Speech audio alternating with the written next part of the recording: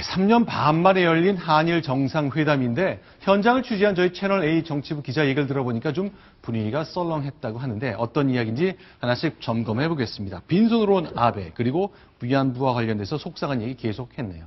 자, 박성원 위원께 질문 드릴게요. 네. 오늘 좀 정리를 해 주십시오. 어땠습니까? 한마디로 네. 서로 할 말은 다 한 네. 그런 회담이었지만 네. 구체적인 성과가 손에 쥐어진 것은 아닌 회담이었다. 네. 이렇게 볼 수 있겠습니다.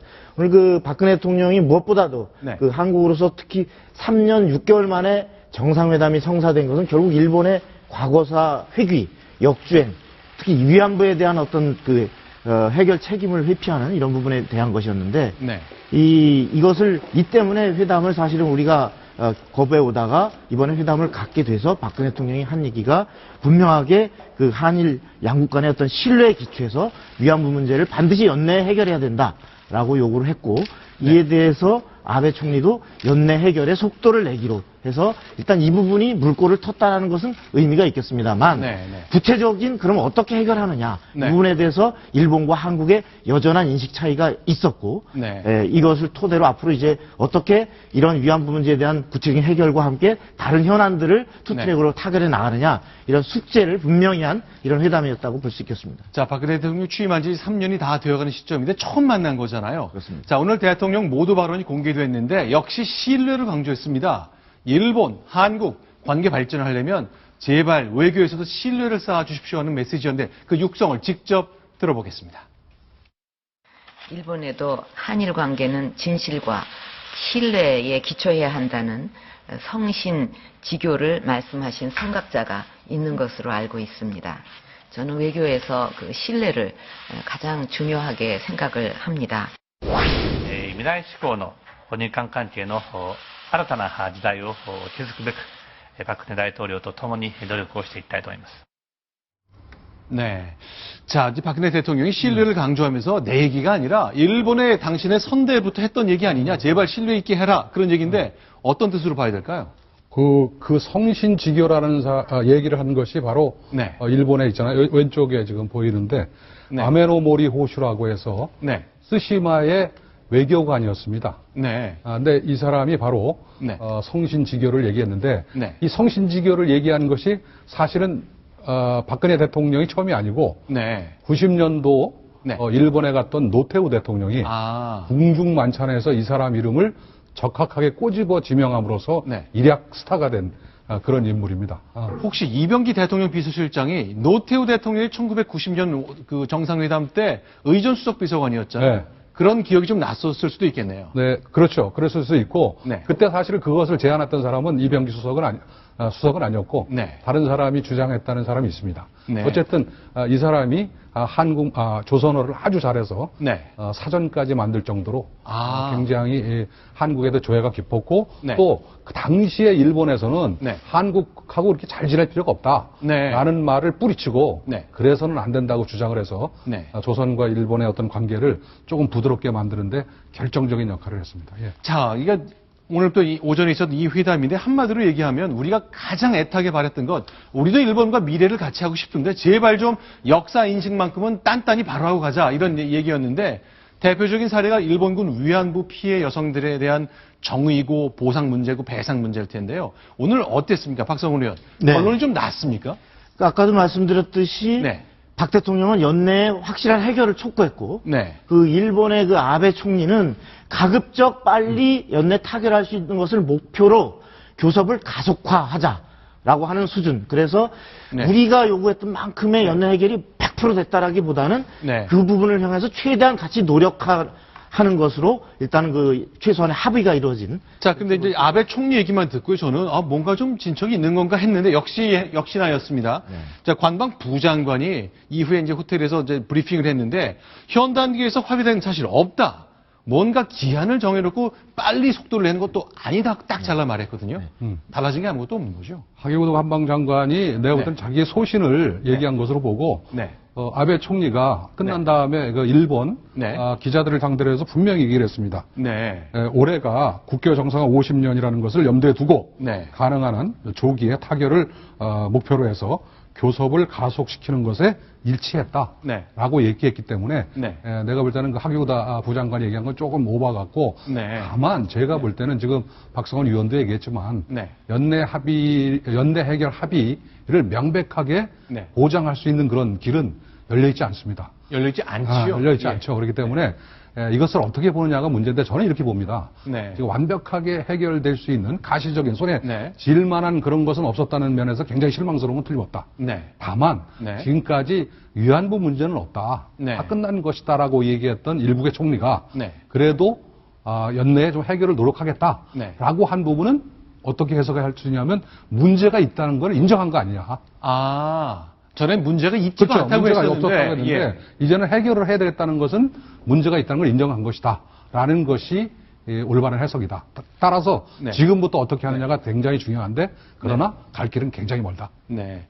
이 하기우다 관방부 장관이요. 어쨌건 이제 관방부라는 것이 대변인격의 역할을 하는 것이라 굉장히 비중 있는 인물이긴 한데, 뭐 반기문 유엔 사무총장도 두고 한국에는 유엔 사무총장 낼 뭐가 없다고 얘기해서 굉장히 우리를 기분 나쁘게 했던 사람인데, 이 얘기는 어떻게 봐야 될까요?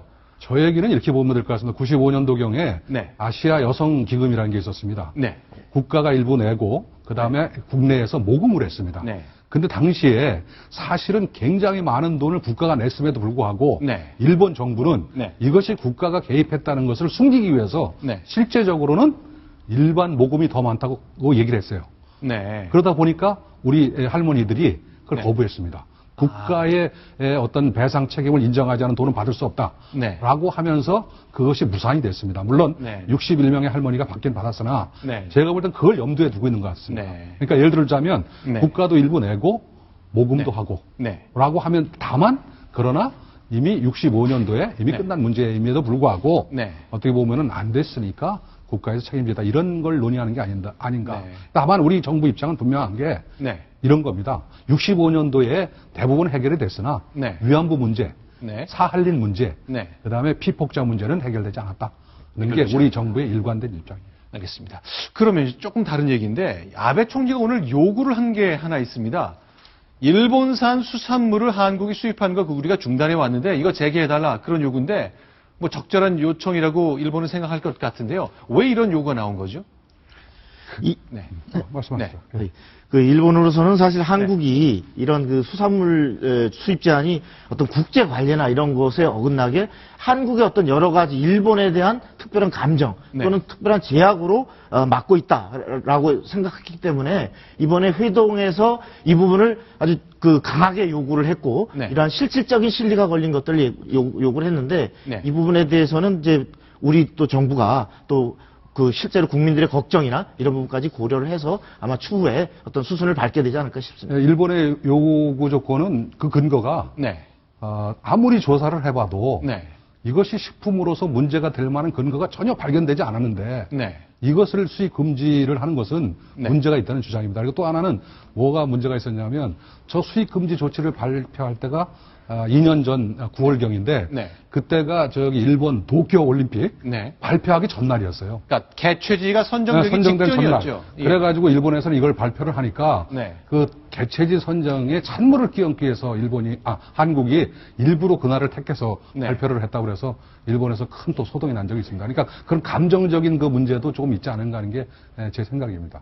저는 오늘 심규선 대기자께 이 질문도 좀 드리고 싶었어요. 오늘 보면은 서울을 비롯해서 대전에 있는 소녀상까지 아주 곳곳에서 한일 정상회담을 반대하고 또 이 정상회담 결과에 대해서 정말 우려의 목소리를 표하는 여러 가지 시위들이 있었습니다. 위안부 할머니들도 참 알맹이도 없다 이러면서 울분을 토했는데 저렇게 시위하는 모습들이 일본에서는 언론을 통해 다 저것들이 소개가 되고 있나요? 네, 다 완벽하게 소개는 안 되지만 일부 소개가 되고 있고요. 이거 하나를 말씀드리고 싶습니다. 어제는 시위가 전혀 없었습니다. 그게 무슨 얘기냐면 오늘 회담에 좀 기대를 했다는 것이죠. 근데 그 기대가 이제 깨지니까 이제 밖으로 나오신 것 같은데 제가 볼 때는 뭐 보도될 경우에 당연히 제가 볼 때는 부정적인 시각에서 보도를 하겠죠. 예. 그런데 이제 일본 저희 며칠 전 동아일보 보도를 보니까 일본 도쿄나 이런 대도시에서 한국 음식, 한국 영화, 또 일본 TV에서 나오는 한국 드라마처럼 한류에 대한 흐름이 완전히 꺾였다 그래요. 네, 완전히 꺾였다고 보는 게 맞을 것 같고요. 네. 저는 이 문제가 있을 때 꼭 하나 좀 지적하고 싶은 게 네. 지금 사실 제일동포들이 굉장히 어려운 시기를 오랫동안 맞고 있습니다. 제일교포들께서. 제일동포들이. 네. 왜냐하면 제일동포들이라는 것이 사실은 외지에 가서 네. 사실은 어떻게 보면 모국과 자기가 살고 있는 나라가 관계가 좋아야지 네. 사실은 먹고 살기가 편한데 네. 이렇게 됨으로 해서 말도 못하고 벙어리 냉가슴을 앓고 있는 게 사실입니다. 근데 실제로요, 일본인들이 한국에 대한 이미지가 이제 우리의 드라마, 영화, 가수, 배우, 이런 것 때문에 굉장히 좋아지고 있었는데, 저희가 사진 2장을 준비했습니다. 이 일 때문에 사실 상처받는 일본 사람들이 우리를 정말 이렇게밖에 생각하지 않을까 싶은 생각하는 분들이 있는 것 같아요. 이 삼성전자 휴대전화의 일본 수출 문제잖아요. 그렇습니다. 삼성전자 로고가 보통 박혀서 보통 국내에서도 팔리고요. 외국의 그렇죠. 모든 나라에 저렇게 수출을 하고 있는데요. 일본 그렇죠. 수출용은 따로 제작을 해야 된다고 합니다. 보면 밑에 갤럭시만 살아있어요. 갤럭시 그 브랜드는 살아있지만 삼성이라는 로고는 싹 지우고요. 저 도모코는 바로 일본에 있는 그 통신사입니다. 그러니까 결국 삼성 로고를 지우고 판매할 수밖에 없는 이런 상황까지 일본에서 벌어진 겁니다. 이 문제는요, 제가 볼 때는 일본인의 어떤 그 국민성. 네. 차원에서 볼 필요가 있을 것 같아요. 네. 제가 볼 때는 인기가 없어졌다고 보는 것도 맞겠지만, 네. 제가 볼 때는 일본인의 의식 속에는 네. 두드러지게 남과 다른 행동을 하는 걸 굉장히 두려워하는 그런 풍성이 있어요. 그러니까 예를 들어서 네. 지금 한국과 일본이 지금 나쁜데 네. 한국으로 여행하고 한국 음식 먹고 한국 드라마 보고라는 것이 네. 주위에서 어떻게 볼 것인가 네. 라는 데에서 굉장히 신경을 쓰고 있고 네. 그렇다면 안 한다. 네. 라는 그 생각이 굉장히 강하기 때문에 네. 제가 볼 때는 조금 한일 관계가 좋아지면 네. 제가 볼 때는 옛날 수준은 아니더라도 회복될 가능성은 있다. 라는 게 제 판단입니다. 네. 이런 소식 들을 때마다 우리 좀 섭섭하고 마음 상하는 분들이 네. 많거든요. 일본 같은 경제 대국이고 그런 오랜 역사를 가진 나라지만 결국 이걸 지워야만 한국 제품은 그냥 못 사겠다는 거잖아요. 네. 또 하나는요. 좀 네. 좋은 쪽으로 좀 보자면 네. 일본이 한국을 의식하기 시작했다고 보시면 돼요. 굉장히 큰 나라가 됐다는 것이죠. 그러니까 한국과 일본의 어떤 기자들이라든가 만나보면 제가 볼 때는 한국도 이제 커졌으니까 자꾸 이렇게 이해해달라, 봐달라고 하지 말고, 네. 우리 똑같은 수준에서 얘기하자라는 얘기를 많이 하는데, 네. 저는 그걸 좀 괘씸하긴 하지만, 네. 그러나 한국이 커졌다, 의식하고 있다, 네. 라는 부분은 분명한 것 같습니다. 자, 그럼 이 뉴스가 일본에 전달되면 어떨까 싶습니다. 자, 지금부터 공개할 영상은요, 오늘 아베 신조 일본 총리가 박근혜 대통령과 오찬을 함께하지 않았습니다. 인사동에 가서 따로 점심을 했는데 그 현장을 안내하겠습니다. 이 소식이 일본에 전해지면 어떨까요? 네, 바로 지금 아베 총리와 일행들 9명이 먹은 지금 같은 차림표를 보고 계세요. 오늘 네. 바로 65,000원짜리 한우 꽃등심 세트를 시켜서 네. 먹었는데 오늘 뉴스톱10 팀이요. 네. 그대로 아베 총리 일행이 먹었던 음식을 그대로 차려서 지금 영상을 촬영한 겁니다. 네. 뒷얘기를 들려드리자면은 뉴스톱10 팀이 갔을 때 이미 일본의 후지 TV에서도 촬영을 하고 있어서 저희가 좀 기다렸다가 찍었는데 뉴스톱10 팀이 직접 해당 음식점에 가서 그 음식 메뉴를 그대로 재현했다 이렇게 설명을 드릴 수가 있고요. 지금 밥과 지금 한우 꽃등심이 나오고요. 그다음에 여러 가지 지금 밑반찬이 곁들여져 있는데 아베 총리 일행이 하나도 남기지 않고 싹 음식을 비웠다고 합니다. 여기에 한우 꽃등심 세트가 이제 1인분당 65,000원이었는데 양념 갈비까지 또 5인분을 추가해서 정말 남김없이 잘 먹었다고 하고요. 보통은 오늘 점심이 지금 바로 저 방에서요. 9명이 점심을 먹었는데 원래는 30분 동안 예약이 돼 있었는데 음식이 워낙 맛있고 하다 보니까 15분 동안 더 머물러서 음식을 다 비우고 갔다라는 후문입니다. 점심 예약을 30분만 했다고요? 그거밖에 안 됐다고 해서 조금 더 1시간을 했는데 1시간 정도 했는데 그러니까 더 15분 동안 머무르면서 식사를 다 비웠다고 합니다. 아베 총리가 비공식적으로 밥을 먹을 때는 그 부인하고 같이 가는 데가 야끼니쿠 집이라고 그래서 우리로 치면 불고기라고 그럴까요? 고기 구워먹는 등심구이. 등심구이일까요? 그런 거를 많이 먹기 때문에 아마 그런 생각 때문에 또 갔는지도 모르겠습니다. 네. 네. 자, 그러면요. 이것 좀 여쭤볼게요. 저희가 이제 뉴스탑10 팀이 이제 오후에 인사동에 가서 그 식당을 다 촬영을 했는데 가보니까 일본 후지 텔레비에서 이걸 촬영하고 있었다는 거예요. 역시 거기도 식사하고 떠난 이후의 장면을 하는데 어떻게 보도가 될까요, 일본에? 예상을 좀 해줄 수 있겠습니까? 내가 볼 때는 후지테이블이라는 게 산케이 계열이거든요. 네. 뭐 보도는 제가 볼 때는 상당히 한국에 불리하게 보도를 많이 해요. 왜냐하면 사설을 보더라도 또는 네. 뉴스를 기사를 보더라도 네. 역시 산케이는 산케이답게 보도를 했더라고요. 근데 네. 이거는 뭐 어떻게 보도하겠어요? 그러니까 그냥 여기 와서 맛있게 먹었다는 정도에 그냥 끝나지 않을까 싶습니다. 상케이가 보도했다는 거 홀대를 받았다. 그런 취지로 보도를 했나요? 아니 그게 아니라 네. 뉴스는 네. 지금 한중일 정상회담이라든가 이런 데서 네.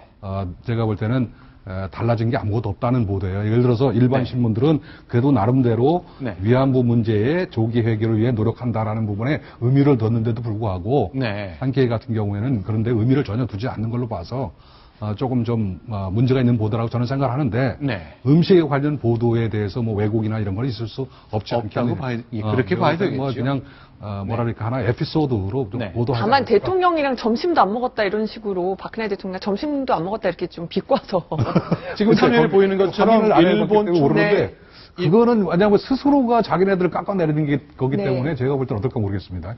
자, 일본 총리의 입국 장면과 리커창 총리의 입국 장면이 조금 달라서 물론 이제 오른쪽 화면에 보이는 것은 중국 기자들 같습니다. 뭐 우리 기자가 입국 장면 저 부분은요 저렇게만- 자꾸 얘기를 하는데 저 실무 방문과 네. 공식 방문의 차이를 좀 이해를 할 필요가 있을 것 같아요. 네. 왜냐하면 공식 방문과 실무 방문에 대한 어떤 예우라든가 이런 거는 전혀 틀리기 때문에 그렇죠. 제가 볼 때는 그런 부분도 좀 염두에 둘 필요가 있다. 물론 아베 총리나 우리 대통령이 결코 이번 만남을 즐거워한 것은 아닙니다. 네. 그건 명백하게 말씀드릴 수 있어요. 그렇지만 네. 만나지 않고서는 전혀 앞으로 나갈 수 없다는 것은 네. 양쪽 다 인정했기 때문에 네. 양쪽도 인정하고 그다음에 한국과 일본의 어떤 화해를 네. 극히 바라고 있는 네. 미국의 종역이랄까 네. 이 부분을 참기가 어렵겠죠. 네. 그런 부분도 이해할 필요가 있을 것 같아요. 네.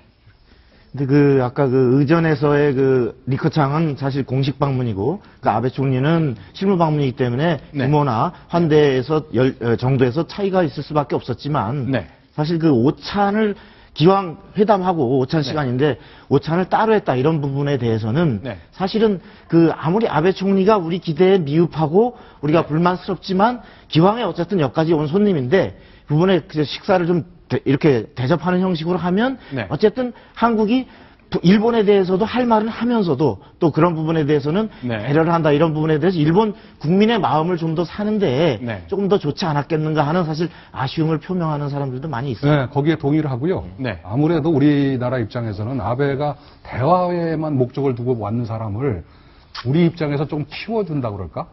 조금 그쪽 페이스에 말려드는 것을 약간 좀 의식했던 것 같은데 저는 박성원 논설위원 의견에 전적으로 동의합니다. 네, 알겠습니다.